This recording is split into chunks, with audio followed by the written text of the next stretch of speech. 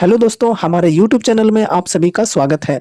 आज की इस वीडियो में हम कुछ पॉपुलर डिफेंस स्टॉक्स को डिस्कस करने वाले हैं जिनके अंदर आज के दिन हमें काफ़ी बढ़िया बाइंग इंटरेस्ट देखने को मिली है।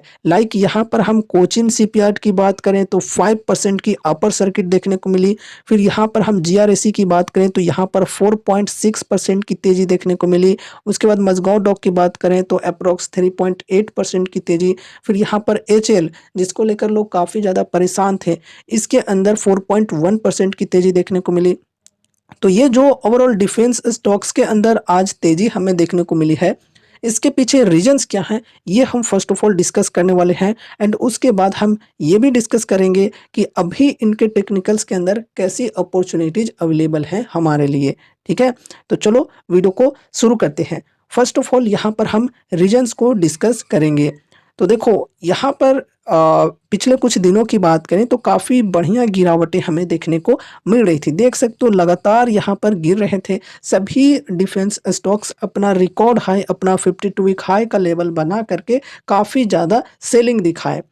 एंड सेलिंग हो जाने के बाद यहाँ पर अगर हम गिरावट की परसेंटेज की बात करें तो 52 वीक हाई के लेवल से लगभग कोई 17%, कोई 18%, कोई 20% इस प्रकार से गिर चुके थे। तो यहाँ पर इतनी ज़्यादा गिरावटें आ गई, तो अब लोगों को मतलब पहले बाइंग करनी थी लेकिन हाई के लेवल पर थी प्राइस, तो बाइंग नहीं कर पा रहे थे। अब यहाँ पर प्राइस चूंकि इतनी ज़्यादा टूट चुकी है तो लोग यहाँ पर बाइंग की इंटरेस्ट ले रहे हैं स्टॉक के अंदर। ठीक है, अब यहाँ पर दूसरी चीज़ ये भी है कि कल बजट पेश होने वाली है 23 जुलाई को। तो बजट को लेकर जो लोग भी पॉजिटिव हैं, मतलब जिनको भी लगता है कि गवर्नमेंट का सपोर्ट देखने को मिल सकता है डिफेंस सेक्टर के अंदर, और अगर सपोर्ट मिलता है तो कल से बढ़िया तेज़ी आ सकती है स्टॉक के अंदर, इसलिए आज से ही बाइंग कर लेते हैं। तो इस वजह से इतनी ज़्यादा बाइंग इंटरेस्ट हमें देखने को मिली डिफेंस स्टॉक्स के अंदर। और यहाँ पर बहुत ही बढ़िया रफ्तार से ये जो स्टॉक्स हैं ये भागे हैं। यहाँ पर सर्किट फिल्टर 5% की लग चुकी है, नहीं तो और भी बढ़िया तेज़ी हम देख पाते इन स्टॉक्स के अंदर। ठीक है, तो यहाँ पर यही रीज़न है, कोई बड़ी ऐसी न्यूज़ नहीं आई है डिफेंस सेक्टर को लेकर कि जिसकी वजह से यहाँ पर बाइंग इंटरेस्ट देखने को मिला है। ठीक है, अगर हम कल की बात करें, कल 23 जुलाई को बजट पेश होगी।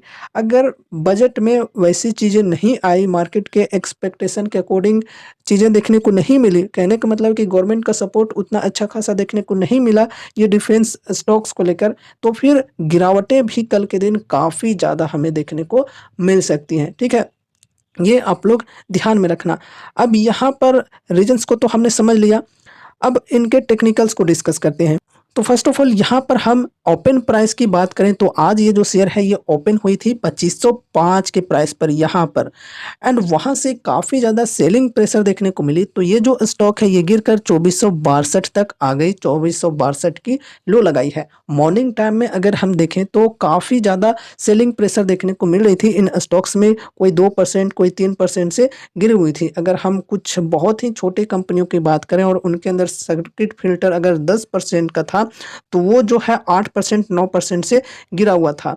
लेकिन फिर रिकवरी आई बहुत ही बढ़िया तरीके से, तो जो 8%, 9% माइनस में थे वो प्लस में हो गए। ठीक है, काफ़ी बढ़िया रिकवरी आई। तो इस स्टॉक के अंदर भी उसी प्रकार से 2462 की लो तो लगी, लेकिन फिर रिकवरी आई इस लेवल से काफ़ी बढ़िया, और ये जो शेयर है ये अपर सर्किट में क्लोज हो गई 5% की।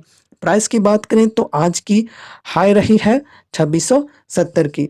यहाँ पर अगर हम लो की बात करें तो 2462 थी, सपोर्ट के लेवल की बात करें तो 2407 थी, सपोर्ट से थोड़ा सा ऊपर ही रह गया। अभी यहाँ पर हम अगर इन्वेस्टमेंट की बात करें तो फिलहाल यहाँ पर इन्वेस्टमेंट के लिए सही अपॉर्चुनिटी नहीं है। यहाँ पर अगर हम पहले की बात करें तो देखो यहाँ पर जो लो लगी है आज, अगर हम 52 वीक हाई के लेवल से देखें तो लगभग 17 से 18% का डिस्काउंट मिल रहा था।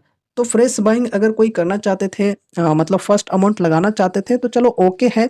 इनके मुकाबले में तो बढ़िया ही है जो लोग 52 वीक हाई के लेवल पर बाइंग करके फंसे हुए हैं।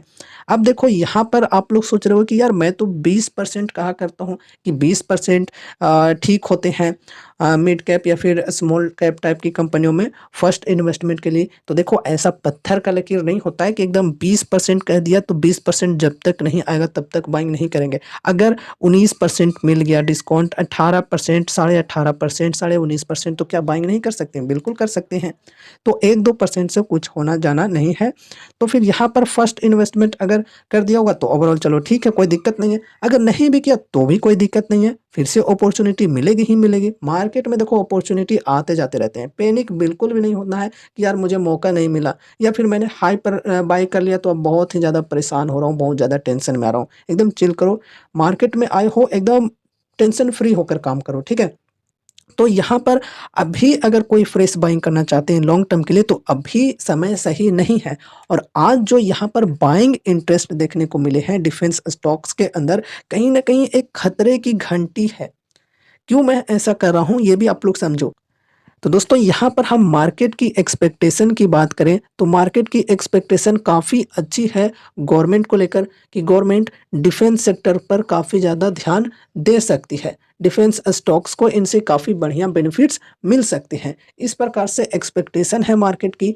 एंड अगर इस प्रकार की चीज़ें देखने को नहीं मिलती है, मार्केट की एक्सपेक्टेशन के अनुसार बजट नहीं आती है डिफेंस सेक्टर को लेकर, तो फिर बहुत ही भयंकर गिरावटें हम देख पाएंगे। और अगर यहाँ पर आज आपने बस तेजी को देखकर बाइंग कर लिया है और कल अगर उस प्रकार की चीज़ें हो गई तो फिर गिरावटें भी काफ़ी ज़्यादा आ सकती है। वो तो भला हो कि चलो 5% का यहाँ पर सर्किट फिल्टर अब हो गया है तो 5% तक ही गिरेगा, लेकिन अगर 10% 20% रहती तो फिर और भी ज़्यादा हम गिरावटें देख पाते हैं। लेकिन देखो ऐसा नहीं है कि यही चीज़ें होगी, गिरावटें ही होगी। ये भी तो हो सकता है कि गवर्नमेंट का सपोर्ट देखने को मिले डिफेंस सेक्टर के अंदर, डिफेंस स्टॉक्स को बढ़िया बेनिफिट्स मिल पाए। तो ये चीज़ें भी हो सकती है। अगर ऐसी चीज़ें हुई मार्केट की एक्सपेक्टेशन के अकॉर्डिंग या फिर एक्सपेक्टेशन से भी ऊपर चीज़ें देखने को मिली तो फिर यहाँ पर हम देख पाएंगे बढ़िया तेज़ी। तेज़ी भी आएगी तो 5% से ज़्यादा नहीं आएगी, ये भी ध्यान में रखना।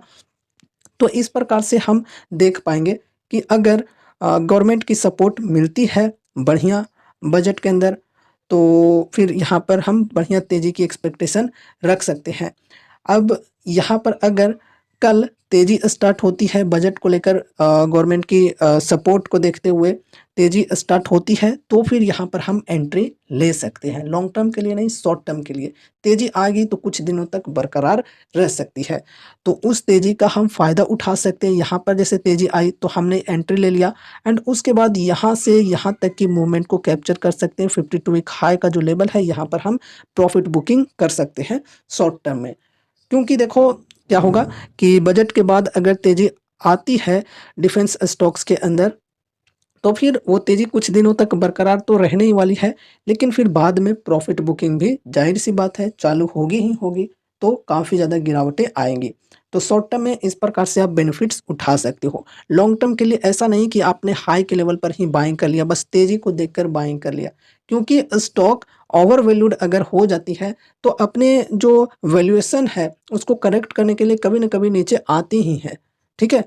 ये चीज़ों को ध्यान में रखना। तो ये रही हमारी first company Cochin shipyard. Next and second company की बात करते हैं जो कि है गार्डन रिच शिप बिल्डर्स।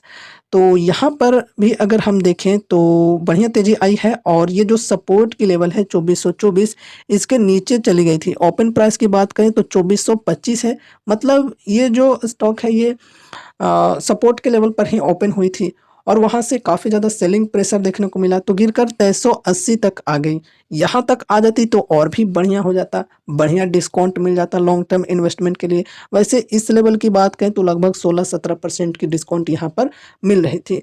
तो अगर किसी ने इन्वेस्ट यहाँ पर किया होगा तो ओवरऑल मार्केट क्लोज होते-होते आज बढ़िया बेनिफिट्स में होंगे, बढ़िया प्रॉफिट में होंगे। और अगर कल भी तेज़ी देखने को मिलती है बजट की वजह से तो ओवरऑल बढ़िया फ़ायदा होगा और फिर वो होल्ड करके रह सकते हैं मतलब रेजिस्टेंस के लेवल तक। अगर शॉर्ट टर्म का विजन है तो, लॉन्ग टर्म का है तो बैठे रह सकते हैं, कोई दिक्कत नहीं है। एंड उसके बाद यहाँ पर अगर हम रिकवरी की बात करें तो देखो लो की लेवल थी 2380 की, तो 2380 से रिकवरी आई स्टॉक के अंदर बढ़िया, और यहाँ पर बढ़कर हाई लगाई आज 2578 की। एंड फिर क्लोजिंग की बात करें तो क्लोजिंग हुई ओवरऑल 2568 के प्राइस पर। यहाँ पर अगर हम देखें तो देखो ये एक ट्रेंड लाइन बनी हुई है स्टॉक के अंदर, एंड यहाँ पर ट्रेंड लाइन के ऊपर क्लोजिंग हुई है।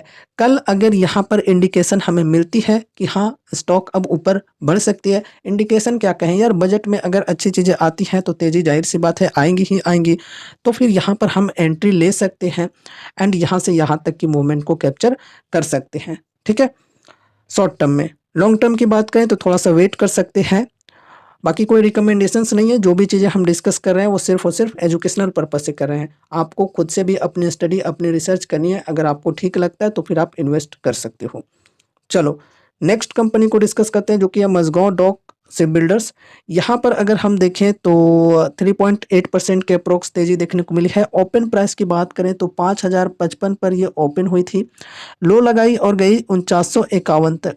ठीक है, लगभग 100 रुपये का गिरावट हमें देखने को मिला था ओपन प्राइस से, एंड फिर यहाँ से रिकवरी आई तो ये जो स्टॉक है ये बढ़कर हाई लगाई और ये लेवल है 5478 की, लेकिन यहाँ से फिर प्रॉफिट बुकिंग भी देखने को मिली, तो फिर गिरकर यहाँ पर क्लोजिंग हुई ओवरऑल 5325 के प्राइस पर। देखें तो 194 रुपये का गेन आज के दिन देखने को मिला है। तो उसी प्रकार से यहाँ पर भी हमें यही चीज़ें देखकर चलनी है।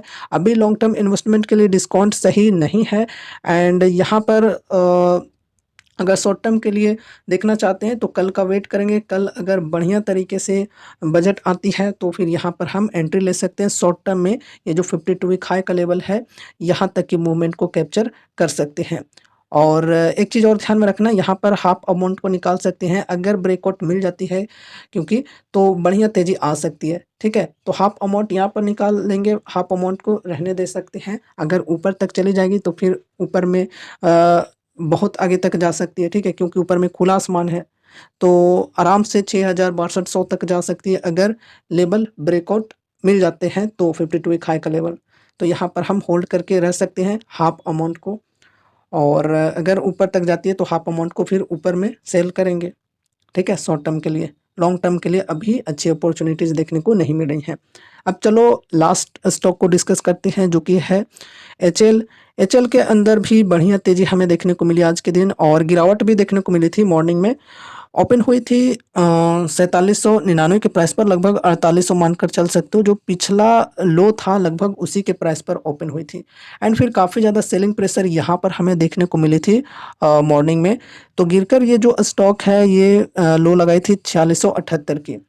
ठीक है, एंड फिर यहाँ से रिकवरी आई स्टॉक के अंदर, तो फिर हाई लगी है 5073 की। ठीक है, एंड फिर क्लोजिंग हुई है 4997 के प्राइस पर, लगभग मानकर चल सकते हो 5000 के लेवल पर क्लोजिंग हुई है, जो कि बेसिकली यहाँ पर रेजिस्टेंस की लेवल है, रेजिस्टेंस पर क्लोजिंग हुई है।